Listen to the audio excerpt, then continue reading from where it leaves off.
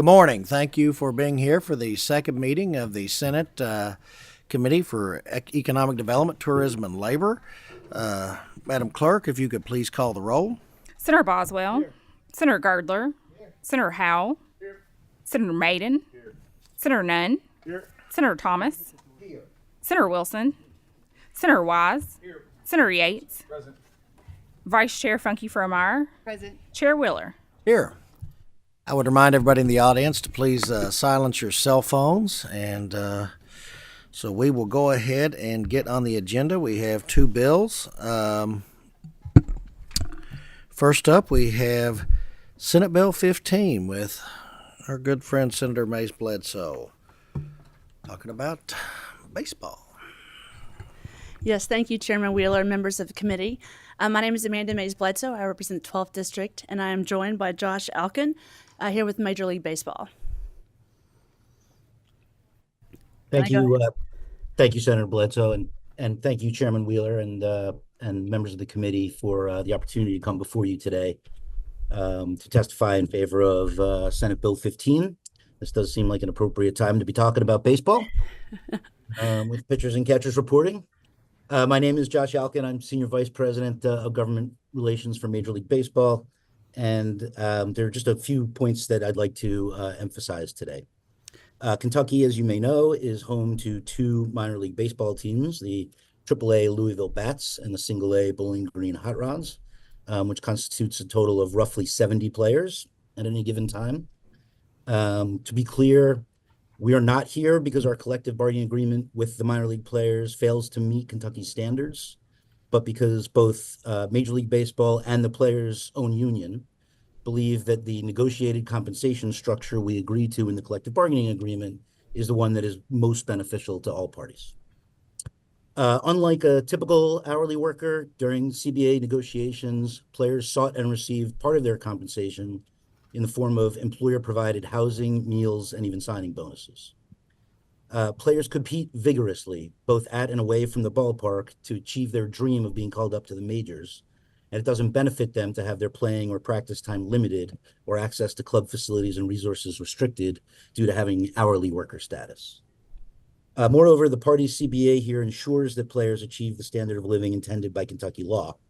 Their guaranteed minimum in-season salary alone would cover them for 126 to 168 hours per week, depending on the player's level in 2025.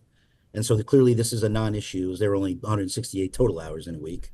But the statutory change is still necessary in order to address overtime and recognize that the experience of a minor league player is unique compared to hourly workers who can typically only work at employer-specified times.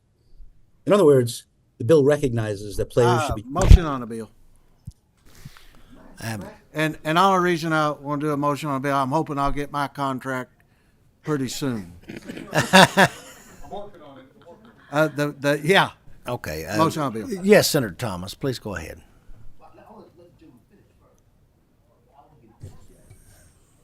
Okay.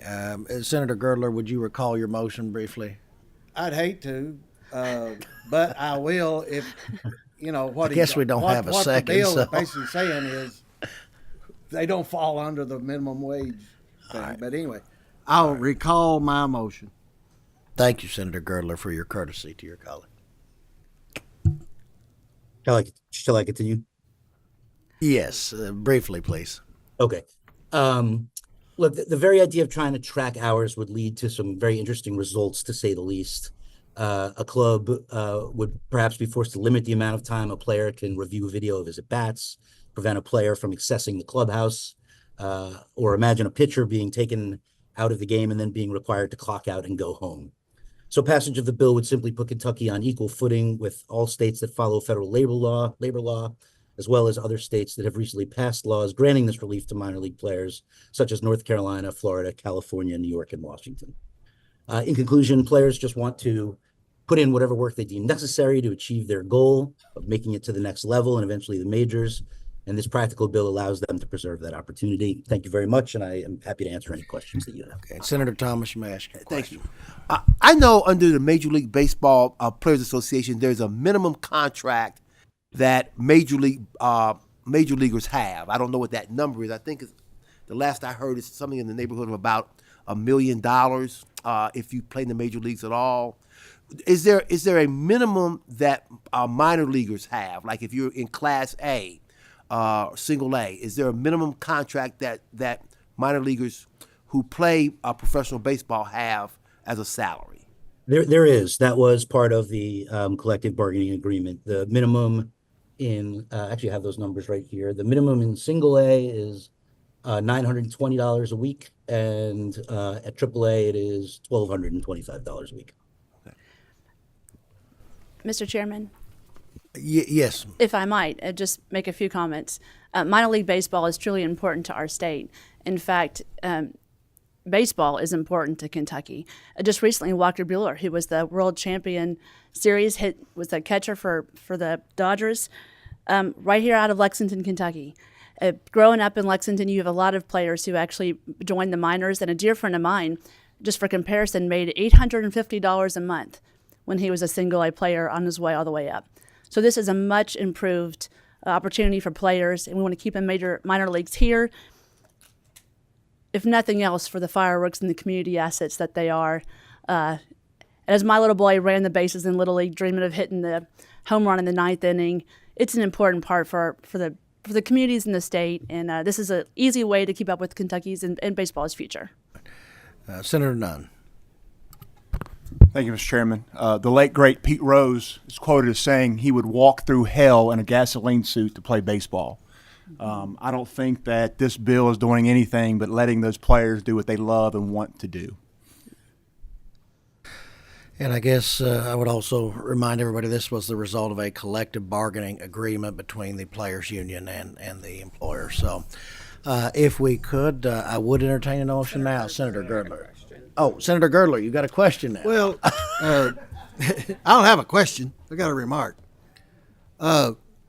Baseball is the love of my life, and I'm sure just like Senator Nunn. My son played independent ball. They didn't get the big signing bonus that the MLB's got, and that's where these kids get it. Now we've gone to 20 rounds of draft picks, and these kids get, couple $3 million just to sign to play baseball. But that's the reason my quick thing with, we're talking about something minimum wage. My gosh, the kid that was at Lexington that signed with the Cubs, he was a Dodger fan. So I'm all with 100%. I'll back baseball 100%. So anyway, I'm that's the reason for my quick motion, and I'd like to make a motion now again. Thank you, Senator Girdler. We have a motion. Second? Oh. Senator Howell, if you want to make a quick comment. We have a motion and a It's second. just a question. Okay. In going through this, do you know that if this helps anybody that's affiliated with the Georgetown Gentlemen of a league, and if that's something that we need to address? Unfortunately, no. But thank you. maybe one day. Thank you. Thank you, Mr. Chairman. All right. We have a motion and a second. Madam Clerk, please call the roll. Senator Boswell. Aye. Senator Funky Fromeyer. Aye. Senator Gardler. Aye. Senator Howe. Aye. Senator Maiden. Aye. Senator Nunn. Enthusiastically aye. Senator Thomas. Certainly. Limited to 3 minutes. First, I want to be clear. I am a strong baseball fan. In fact, back in 1999 and 2000, we were considering bringing the Lexington Legends to Lexington as a minor league team. Mayor Pam Miller appointed me as one of 7 people on that committee to work toward bringing minor league baseball here. Alan Stein at the time, that you know very well, was chairing that committee. And we brought minor league baseball to Lexington. I was very much a product of that. And Alan Stein will tell you today, Senator Bledsoe, that I was number 7 in line to buy season tickets in support of the Legends. So I like baseball, and I'm going to support this bill. However, it's no surprise to anyone sitting on this dais that I'm a strong supporter of increasing the minimum wage. I recognize, however, committee members and Mr. Chair, that doesn't apply here. These people signed this agreement because they have a dream of wanting to make it to the show. You know, they want to be the next Pete Rose. And so the general concept of minimum wage has no applicability here. And we're talking about people who, you know, would work 100 hours a week if they could be, you know, again, make it to the Dodgers or the Cubs or whoever. And so I recognize that reality. And for that reason, that's why I vote aye on this bill. Thank you, Senator Thomas. Senator Wilson. Explain my vote, Mr. Chairman. Certainly, limited to 3 I minutes. certainly vote enthusiastically aye, and we have a great baseball team in Bowling Green, Kentucky, that we haven't had them very long, but we love them. And it's the Bowling Green Hot Rods, and they are a division of Tampa Bay Rays. Thank you. Senator Wise. Senator Yates. Chair Wheeler.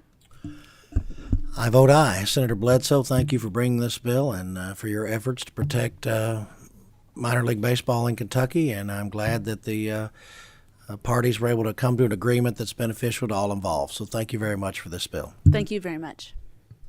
Thank you.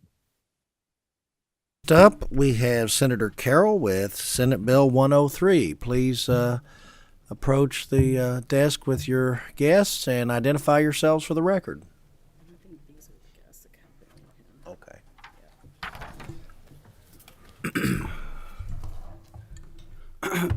Mr. Chairman, I understand that Senator Girdler was the pitcher the night an individual hit 5 home runs. So I don't think his contract will be coming anytime soon. Mr. Chairman, I'm Danny Carroll, the state senator from the 2nd District. Would you all care to introduce yourselves as well for the record? Please turn on your microphones. Hello, I'm Annette Jett. I'm the CEO of Kentucky Association of Community Rehabilitation Providers. Hi, I'm Dr. Rachel Baker. I'm from chair for KCRP, and I work in Fayette County Public Schools with special education.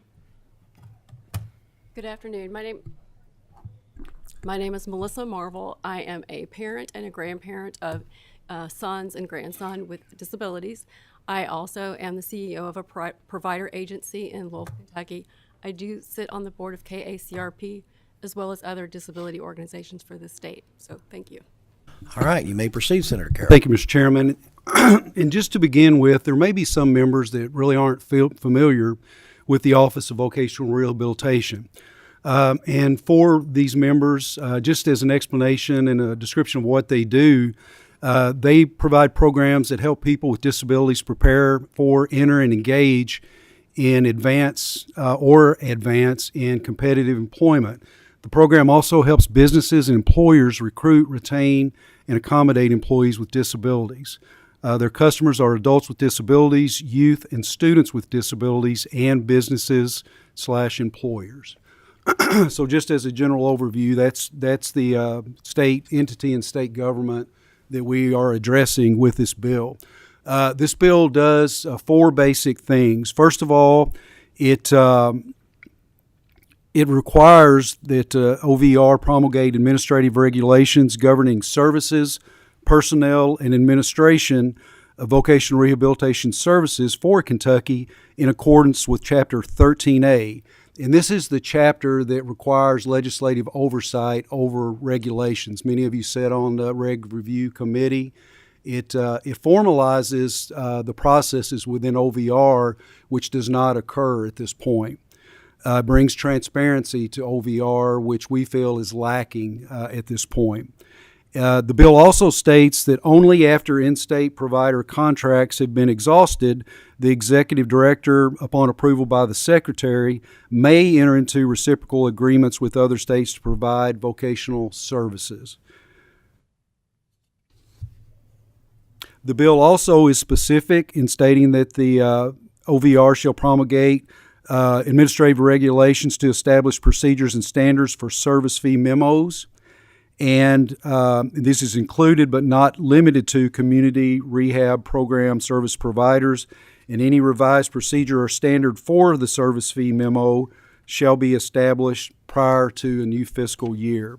And finally, the bill states that the executive director of OVR shall submit an annual report of its activities for the preceding fiscal year to the governor, LRC, for referral to the Interim Joint Committee on Families and Children, and each report shall include a complete operating and financial statement of the Office of Vocational Rehabilitation. And Mr. Chairman, I'm going to turn the floor over to my guests so they can kind of explain the need for this bill as it relates to the services that they're involved with. Certainly. Thank you. I don't mind to start. I also am the mother of a 19-year-old with developmental disabilities and intellectual disabilities. I've got her picture right there. 19 was significant to me because that's the last time this bill has actually been looked at as far as any changes. And so what Senator Carroll is referring to will help us as community rehabilitation providers to be able to offer services to individuals with disabilities like my daughter, to help them get involved in community employment. It is meaningful, it is important work, it is good for all of our communities. When our kids are working and our young adults are working, our moms and dads are working, the employers are also engaged in inclusive work practices, and we are there to give the facilitated supports that are so needed. We have to have resources to do that. And the great news is that a few years ago, you all as a legislature had voted to match state dollars, and we appreciate that.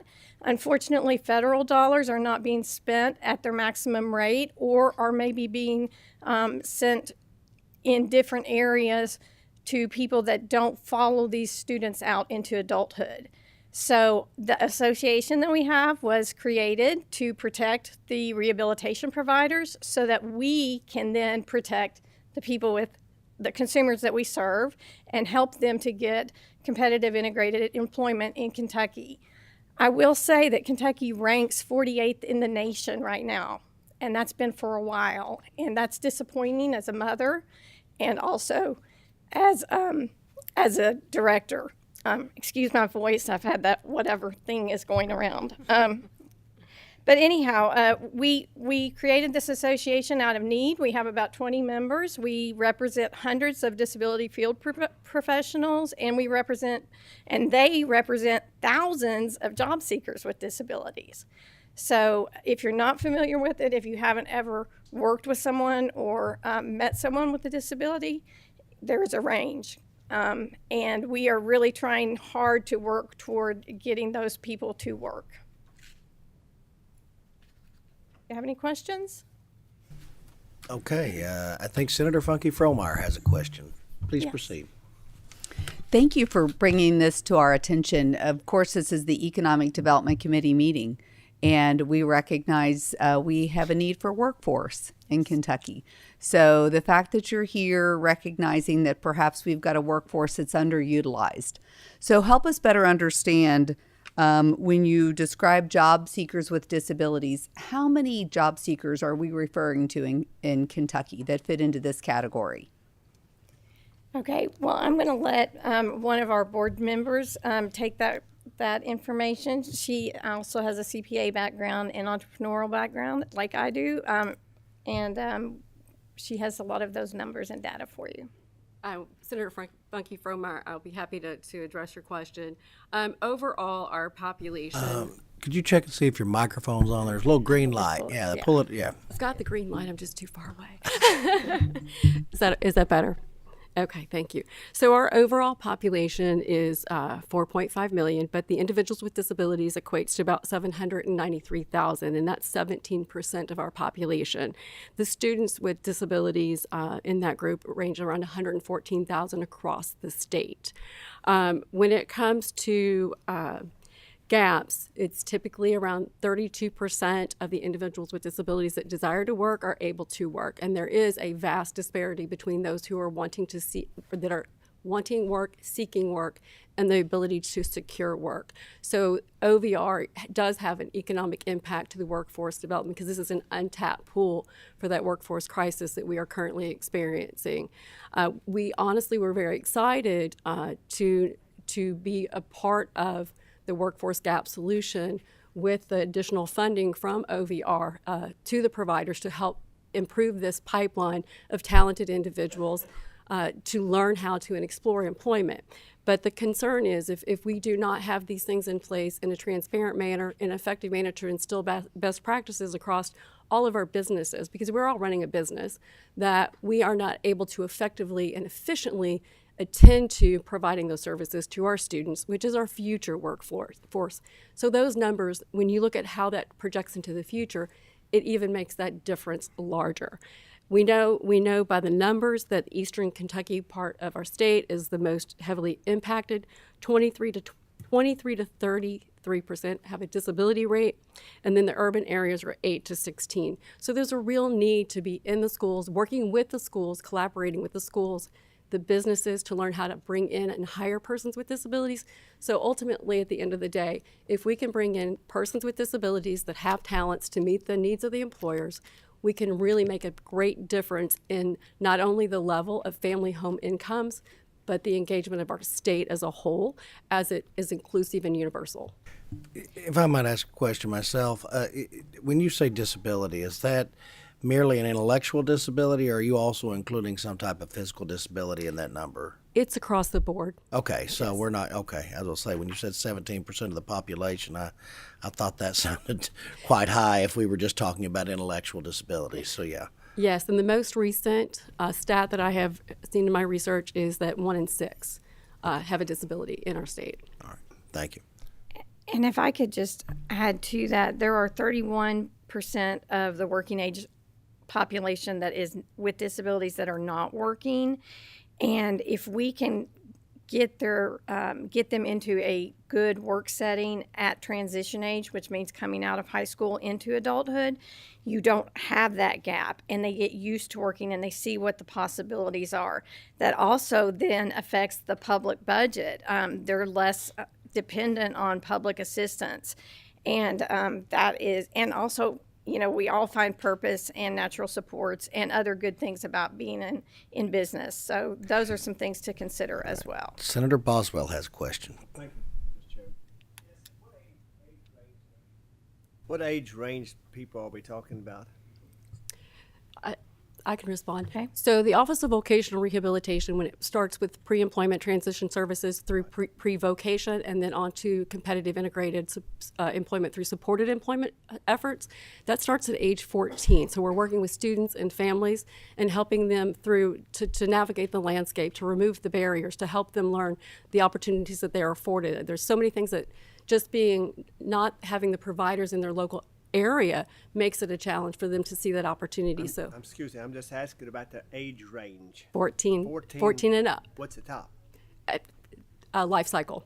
Okay. So, yeah, then I can ask one more comment. Sure, briefly. So in my area right now, a lot of our companies are hiring individuals with intellectual disabilities. Mm-hmm. And there's a move on, I think, across the state because of the workforce shortage right now to hire a lot of these people. And I think we're accomplishing some things you're already talking about, which is a good thing. Yes, as we move along, but I will say there's another problem though that I'm seeing right now, because I know about 5 people. I'm involved in a homeless shelter and some other things, and I know right now about at least 5 individuals who will not work because they're getting a big check every month, and they will not work. Okay. And so there's problems within our society that are kind of impediment to what you're trying to accomplish. So hopefully somehow we'll help. And Senator Boswell, if I might respond to the workforce of those with special needs, and it kind of justifies the need for this bill. Over the recent months, last couple years, I guess, within OVR, there were certain employees, staff within OVR that were given raises, some, my understanding, fairly significant. Were those raises needed? Absolutely, they were. And then there was also a new service memo issued, and that's the rates for the services that are provided in an effort to increase rates to allow providers to survive. The model that was previously used, once an individual got a job, the provider still had to provide maintenance for that person, but there was no payment for that.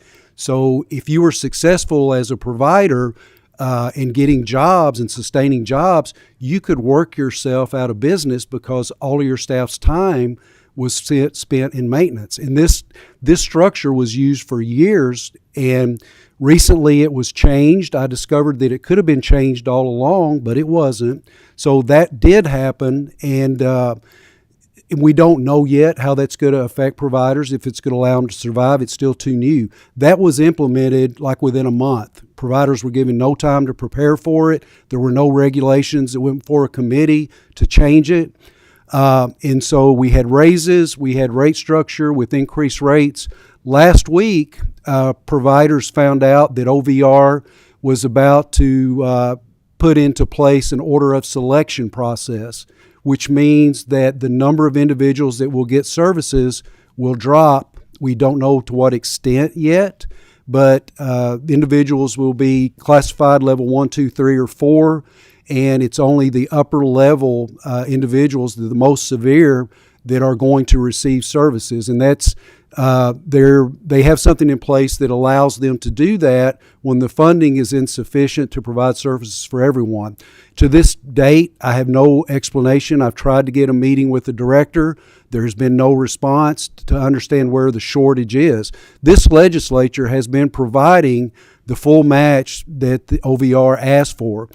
For every 22 cents that Kentucky puts in, the federal government puts in 78 cents. So we must take advantage of these services and not be sending money back to the federal government, not use it.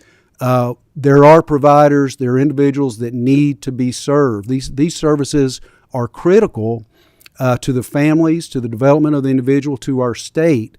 And that agency is the agency responsible for these programs throughout the Commonwealth. And as you heard, 48th in the country in relation to the number of those with disabilities working and those without disabilities working. That's unacceptable for our Commonwealth. We've got to do better, and we've got to build some transparency around OVR. And I am glad you brought that statistic up, as my good friend and former constituent Jack Klein always remembered. He's worked in vocational rehabilitation. The return on the investment is very significant. So we have Senator Nunn and then Senator Funky Fromeyer, and then that'll be the last question. So thank you. Just a comment. I have some practical experience with this. 4 years of my career was spent as Vice President of Human Resources, and while that wasn't my favorite part of my career, we did some great things during that time, and one was piloting a program like this at our facility. We had great success with it, and I just want to thank you all for what you do. It's great work. It's important work, so God bless you for doing it. Well, thank you so much, and thank you for supporting those efforts. Co-Chair Fromeyer. Reinforcing that God bless you for doing this, and it's so important. And you brought up meaning and you brought up purpose, and absolutely people engaging in work, they can rest their head on a pillow at night feeling great about themselves. That's so important. As you had shared, 22 cents are coming from Kentucky and 78 cents will come from the federal government. If you could estimate in the last year, how much money did we leave on the table by not having good systems processes in place? Do you want me to answer? That's part of the problem, is that the transparency of the budget is very difficult to decipher, and that information is not being shared with us. I do also serve on the Employment First Council, and I will say that we're an Employment First state, which means that people with disabilities can and should work if they so desire, and that's what we do. We help them to get that, but that information is really not even shared there. And so what our research tells us, I do know that $3.5 million was sent back in 2020, and then other research is indicating that it's millions of dollars that are being left on the table. And then often if someone sees a surplus that's coming up, it's not being necessarily directed back into the community CRPs, right? The rehabilitation providers that are local, that are employing local people and then helping the people with disabilities get jobs. And so it's an issue. And transparency in the budget is one of the things that is brought up on that bill. Okay, and that is in Section 1, the second point made is going to help achieve that. Yes. Okay, thank you. I'd like to make a motion on the bill. All right. We have a motion and a second. Madam Clerk, please call the roll. Senator Boswell. Senator Funky Fromeyer. Senator Gardler. Senator Howe. Senator Maiden. Senator Nunn. Senator Thomas. Senator Wilson. Senator Wise. Senator Yates. Chair Wheeler. I vote aye, and again, I want to thank you for your services. One of my very good friends in Eastern Kentucky, Bob Hutchison, he and his brother Tom used to own McDonald's of Eastern Kentucky, and they had a whole program developed within their business to assist people with developmental disabilities to work. And he always said that they were the hardest workers and the most enthusiastic that he had. And Mr. Chairman, it will change the whole environment of a business. Yes, he said that as well. So. Yes, and it's we see it happen all the time with the organization I lead when some of our folks go in and work, and it just changes the whole environment. And for many people, they enjoy coming to work because of that environmental change. So there are benefits all around to the individual, to the business, to coworkers, for our economy. So it's definitely something worth investing in, and it's something worth making sure we get it right. And I'm not saying that OVR has done anything wrong. I'm saying there just needs to be more cooperation, more transparency, and more oversight, because looking at the numbers, we're not getting it right, and this is too important. And I just want to make sure that we can be an asset to OVR and be a partner in moving forward and whatever they need to make sure this works properly. All right, well, the bill passes with a vote of 10-0, so it will be reported with favorable expression. Senator Carroll and your colleagues, thank you for bringing this bill to the committee. Thank you. Thank you, Chairman Wheeler. Do I have a motion to adjourn? Steve Robertson of the Kentucky Association of Manufacturers, I believe, said they have some lunch and